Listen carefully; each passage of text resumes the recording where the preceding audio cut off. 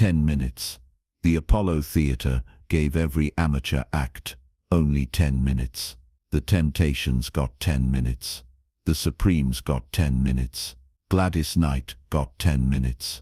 And 5 boys from Gary, Indiana got 10 minutes. But for 10-year-old Michael Jackson, 10 minutes meant a lifetime. In those 10 minutes, history would either be written or the Jackson brothers would return to Gary as another forgotten act. There was something in Michael's eyes that afternoon. He stood quietly in the cramped backstage hallway while adult performers rushed past, barely glancing at the 5 small boys pressed against the wall. Michael just waited. In his hands, he held nothing. On his face, an expressionless mask, but in his eyes fire was burning. Late 1960s, Apollo Theatre, Harlem, 1,500 people in the audience. The toughest crowd in America, the graveyard where dreams died, and backstage, 5 brothers that nobody seemed to take seriously. Michael Jackson, Jackie Jackson, Tito Jackson, Jermaine Jackson, and Marlon Jackson. They only had their voices and practiced moves. Behind them was a childhood of relentless rehearsal. Ahead of them was only 10 minutes. After those 10 minutes, nothing would ever be the same. If you want to discover more incredible stories about legendary comebacks and moments that changed music history, subscribe to our channel right now. What Michael Jackson did on that Apollo stage will remind you why he remains the greatest performer who ever lived. This video compiles documented interviews, archival accounts, and historical reports. Some parts are dramatized for narrative purposes. We use AI-assisted visuals and narration for cinematic reconstruction. The AI is a storytelling tool. Our goal is to recreate the spirit of that era as faithfully as possible. To understand why the Apollo meant so much, we need to go back. In 1965, when Michael was 7, Joseph Jackson decided his sons would become stars, not a suggestion. A mandate enforced with brutal discipline, the Jackson home in Gary became a training facility where childhood was sacrificed for perfection. The boys practiced daily after school, sometimes 2 hours, sometimes 4, sometimes until fingers bled and voices went hoarse. Joseph sat with a belt across his lap, watching every move, correcting every mistake, accepting nothing less than flawless execution. If Jackie missed a step, they started over. If Tito's guitar was out of tune, they started over. If Michael's voice cracked, they started over. No excuses, no mercy, only the work. By 1967, the Jackson 5 had performed at every small venue within driving distance. VFW halls, school gymnasiums, bar lounges, county fairs. They won most competitions, but none of it was the Apollo. The Apollo Theatre was the proving ground, where legends were born and pretenders destroyed. The audience had no patience for mediocrity. If you were not exceptional, boos rained it down. The executioner would sweep unsuccessful performers off stage while the crowd laughed. For a child, terrifying. For Michael, necessary. In mid-1968, Joseph secured an audition slot for Amateur Night. This was the opportunity he had been preparing his sons for since they first harmonized. This was the door through which Ella Fitzgerald had passed, through which James Brown had exploded, through which the Supremes had proven themselves worthy of Motown's attention. If the Jackson 5 could survive the Apollo, if they could win over that audience, every door in the music industry would open. Have you ever faced a moment where everyone counted you out, but you knew you still had something to prove? Let me know in the comments. The weeks leading up to Amateur Night were intense. Joseph drove the boys harder than ever. They ran through their routine dozens of times daily. Every step scrutinized. Every vocal run perfected. They knew they only had 10 minutes. Every moment would count. No room for error. The set list was carefully constructed. They would open with Tobacco Road, a blues rock number grabbing attention immediately. then Skinny Legs and All, a Motown groove getting the crowd moving. Then Who's Lovin' You, the Smokey Robinson ballad, where Michael would prove his voice carried emotional depth beyond his years, and they would close with their original song, an early version of what would become I Want You Back, the track that would announce the Jackson 5 as a force. Michael prepared his voice with particular care. At 10 years old, his voice was still developing, still finding its power. In the days before amateur night, Joseph kept him home from school to rest. No unnecessary talking, constant hydration, proper sleep. The voice that would reach 1,500 skeptical people had to be in perfect condition. The morning of amateur night arrived.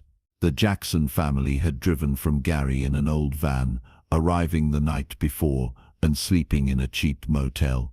They had no money beyond necessities. This trip was an investment, a gamble on the future. If the Apollo appearance led nowhere, they would return to Gary with empty pockets and diminished hopes. The Apollo Theater began filling early as people secured seats. Amateur night was a weekly tradition, a community event where Harlem residents discovered new talent and mercilessly dismissed anything less than excellent. The atmosphere was electric. This was not just entertainment. This was Judgment Day for anyone brave or foolish enough to step onto that stage. Backstage, the scene was chaotic. Dozens of acts crowded the limited space.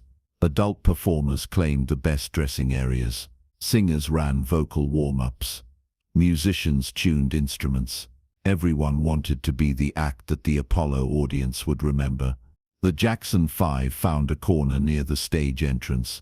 Unlike other acts with managers and crews, they had only Joseph and Catherine, children in a world of adults. Amateurs among professionals, other performers barely acknowledged them. A few glanced over with pity and dismissal. The unspoken consensus: these boys from Gary were about to learn a hard lesson. Stop for a second and picture the backstage from above. While adult performers moved through the hallway with confidence, Michael stood perfectly still in that corner, gaze fixed on the stage entrance 20 feet away. His brothers talked nervously. Jackie paced. Tito adjusted his guitar strap over and over. Jermaine kept clearing his throat. Marlon sat on the floor, picking at his shoelaces, but Michael did not move. He stood with his back against the cold brick wall, breathing slowly, conserving energy for what was coming. And in his mind, he was already on that stage. The backstage hierarchy was unspoken but clear. Certain performers commanded attention and respect. Acts with recording contracts carried superiority. Veterans offered advice to newcomers. The Jackson 5 fell into a strange category, too young to be taken seriously. They existed at the margins, waiting for their moment, while adult performers prepared for theirs. Michael observed all of this with quiet intensity. He watched the adult performers with their confidence and experience. He noticed how other acts barely looked at him and his brothers. He saw where the Jackson 5 fit in the perceived hierarchy, and none of it bothered him because Michael Jackson knew something the backstage observers did not. He knew what was about to happen. Jackie later described the atmosphere. The Jackson 5 had something to prove. They had been dismissed too long. Amateur night at the Apollo was not just about performing well. It was about proving that children could command a stage with the same power as adults. It was about showing Gary that their sacrifice had meaning. It was about validating Joseph's brutal discipline and Catherine's quiet faith. The Jackson 5's rehearsal happened earlier that day. They ran through songs, tested spacing. The empty theater echoed. Stage crew watched with mild curiosity. One later admitted he thought the boys were cute, but not special. Children at the Apollo was novelty, not guaranteed success. Nothing indicated what was about to happen. Michael was saving everything. As evening progressed and acts took the stage, energy built continuously. Some succeeded with warm applause. Some failed and faced merciless judgment. Roars came swift and loud. The executioner swept away the unworthy, while the audience laughed. This was the Apollo. This was what these boys from Gary would face. Remember this crowd, remember their standards, because in less than an hour, they would be on their feet for 5 children. The Jackson 5 waited their turn. Michael sat quietly, conserving energy, mentally preparing. His brothers were similarly focused. They had performed countless times, but this was different. The stakes were higher, the audience was tougher, and the pressure was immense. 10 minutes. That reminder kept circulating backstage. Every act got 10 minutes. No more, no less. If you could not prove yourself in 10 minutes, you did not deserve more time. Shortly before their slot, word came that the Jackson 5 should prepare. The moment had arrived. Michael stood stretched, looked at Jackie, Tito, Jermaine and Marlon. No words were necessary. They had been together for years, practicing the same routines, singing the same songs. They knew what they had to do. The walk from backstage to the Apollo stage was short in distance, but infinite in significance. With every step, Michael Jackson was leaving behind every doubt that had ever been cast upon him. With every step, he was moving toward a moment that would define everything that followed. The roar grew louder as the Jackson 5 approached the stage entrance. 1,500 voices merged into a wall of sound. But this was just applause, the polite welcome any act would receive. What was about to happen would be something entirely different. Have you ever experienced a moment where everything you had worked for came down to a single opportunity? Share your thoughts in the comments below. The announcer's voice cut through the noise, introducing 5 brothers from Gary, Indiana. The Jackson 5 took the stage. The lights hit them, hot and bright, the kind of heat that makes sweat form before you move. Michael felt the warmth, squinted against the glare and saw the sea of faces stretching into darkness. The theater opened up before them. The stage floor worn smooth from decades of performers. The smell of old wood and stage makeup in the air. The crowd's energy was palpable, a living thing that could either lift them up or crush them down. And Michael Jackson, the smallest of the 5 boys, stood at the front, ready to prove something no one in that theater believed possible. The music started. Tito's guitar cut through with the opening riff of Tobacco Road. The crowd's initial response was polite, but reserved. They had seen children perform. This was interesting but not impressive yet. The boys moved through choreography with precision, voices harmonizing perfectly, but the Apollo audience remained skeptical. They needed more. 10 minutes was ticking. Every second mattered. Then the song shifted, and Michael's voice cut through with shocking clarity. Not a 10-year-old trying to sound older. Not a child imitating adults. Something else. The phrasing was beyond what a 10-year-old should be capable of. The emotional depth, not what children typically conveyed. The crowd leaned forward, suddenly interested. This was different. This boy was different. The Jackson 5 moved seamlessly into skinny legs and all, and energy escalated. The groove locked in. Jackie and Jermaine's harmonies wrapped around Michael's lead. Tito's guitar was clean and tight. Marlon hit every dance move with precision impossible for a 7-year-old. The crowd responded enthusiastically. Heads nodded. Feet tapped. The boys fed on this energy, movements becoming more dynamic, voices growing stronger. They were no longer simply performing. They were commanding, but the clock kept moving. 5 minutes down, 5 minutes left. Before we go on, understand one thing about how the Apollo audience judged performers. It was not enough to be good. You had to be exceptional. You had to give them something they had never seen before. And you had to do it without fear, without hesitation, without any sign that you thought you might not deserve that stage. The Jackson 5 understood this. Joseph had drilled it into them for years. But understanding it and delivering it in front of 1,500 people were 2 different things. Then came Who's Lovin' You, and the Apollo went quiet in a way that rarely happened. The Smokey Robinson ballad was known territory. They had heard it performed by the best. They knew every note, every inflection, and here was a 10-year-old about to attempt it.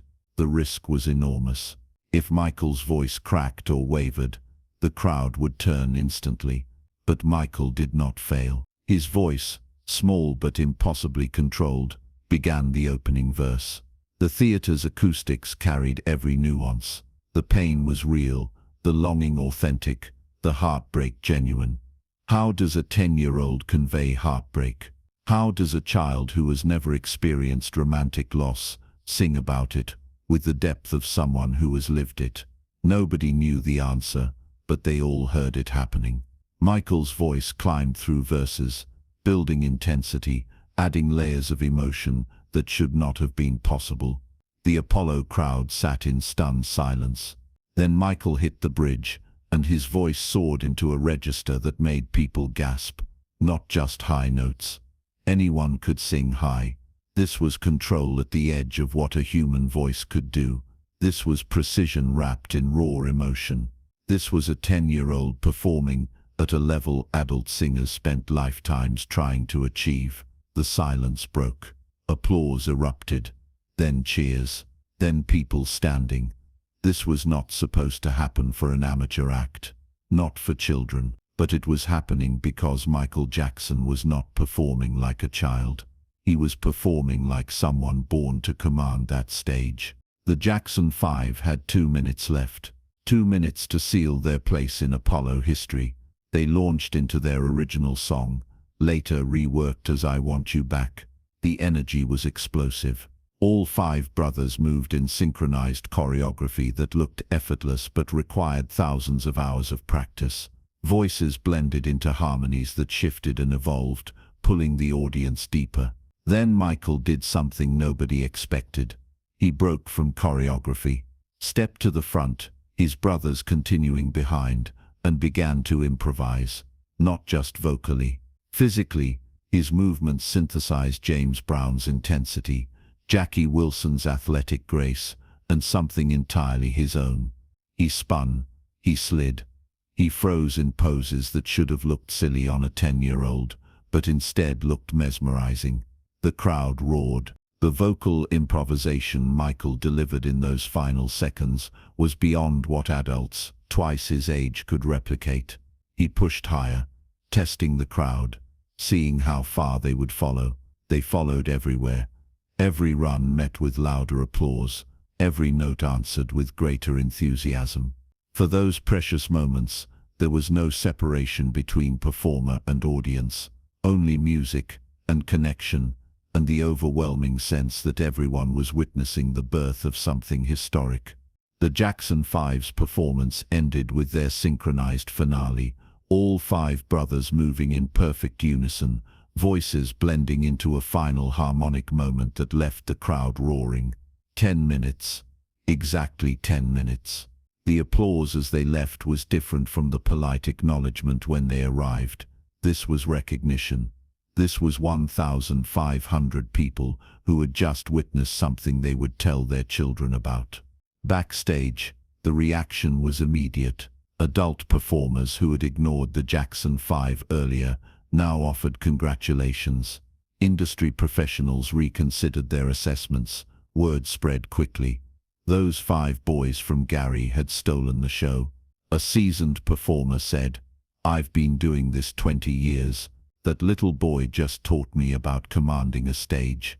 Nobody could deny the Jackson 5 had delivered the most complete performance. They understood exactly what the Apollo required and rose to meet it with brilliance. No other act matched. The impact was dramatic. Record label scouts made calls. Booking agents reached out. A Motown representative sent word to Detroit about 5 brothers who dominated the Apollo. Radio DJs wanted to know who these boys were. The group unknown outside Gary was suddenly generating buzz. Amateur Night at the Apollo did not just launch the Jackson 5. It validated everything they had sacrificed. In the decades since, The Jackson 5's Apollo performance has been referenced countless times. Music documentaries return to it as a defining moment. The performance demonstrated that age was not a barrier to mastery. What made it special? The technical excellence, certainly. Michael's voice was perfect, choreography precise, but there was something more, an intangible quality. Everyone understood the magnitude and rose to meet it. Michael Jackson walked onto that stage with everything to prove.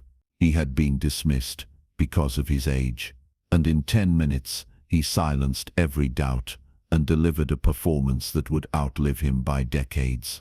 Late 1960s, Apollo Theater, Harlem. 5 boys nobody was paying attention to, a 10-year-old with fire in his eyes, and nothing but his voice. 10 minutes that changed everything. They said the Jackson 5 were just children. They said the Apollo crowd would destroy them. They said 10-year-old Michael Jackson was too young. And then the music started, and 1,500 people began to move as one. That is what legends do. They step onto the stage when no one expects anything, and then they deliver something so extraordinary that doubt becomes impossible. Michael Jackson did not just perform at the Apollo Theater that night. He owned that stage. He commanded that crowd, and he showed them something they had never seen before and would never see again. 10 minutes. That is all it took. 10 minutes to transform skepticism into awe. 10 minutes to prove that age meant nothing when talent was limitless. 10 minutes to secure a place in history that no amount of time can diminish. When the Jackson 5 walked off that Apollo stage, they left behind every doubt. The performance had spoken for itself, and it continues to speak decades later to anyone who learns about those 10 minutes and wonders what it means to be truly exceptional. If you enjoyed spending this time here, I'd be grateful if you'd consider subscribing. A simple like also helps more than you'd think.